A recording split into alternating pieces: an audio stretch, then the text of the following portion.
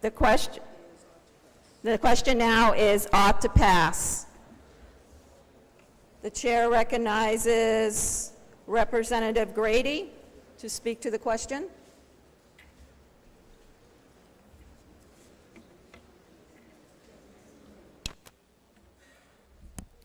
Thank you, Madam Speaker. I don't want to sound like I'm a demagogue here. I don't want to sound like I'm a demagogue here, but I am going to raise the issue. When we take a look at the number of women who have been through domestic violence more than one time, perhaps, the number of female victims is more than the population of Manchester and Concord combined. Intimate partner violence has been experienced in at least 33% of New Hampshire women, and it is a figure that is consistent with what we find nationwide in their surveys. Now, why would this be an issue that this body has to deal with? I have to respectfully disagree with the no problem that's been seen. Nationally, there has been.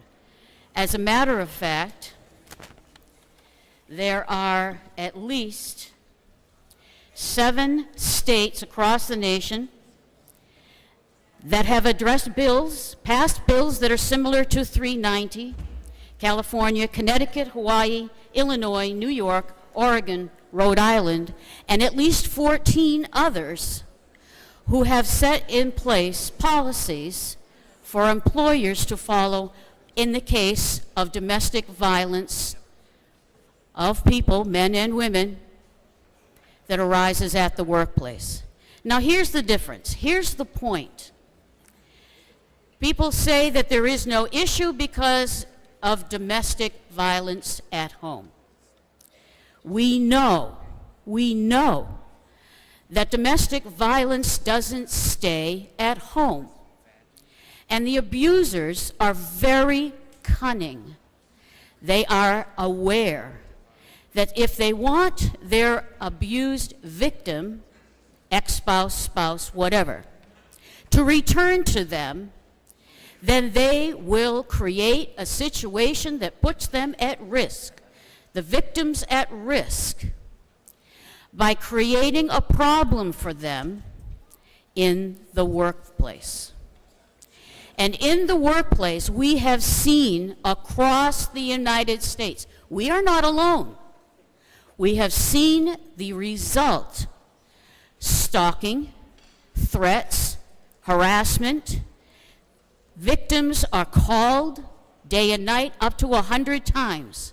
This in the research on studies of harassment of victims that continue into the workplace. Victims are re-victimized.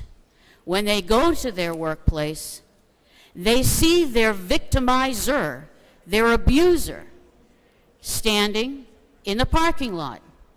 They hear from phone calls, 100 phone calls a day with a threat of their safety. What do the victims do? The victims tend not to tell anybody. That's the reality.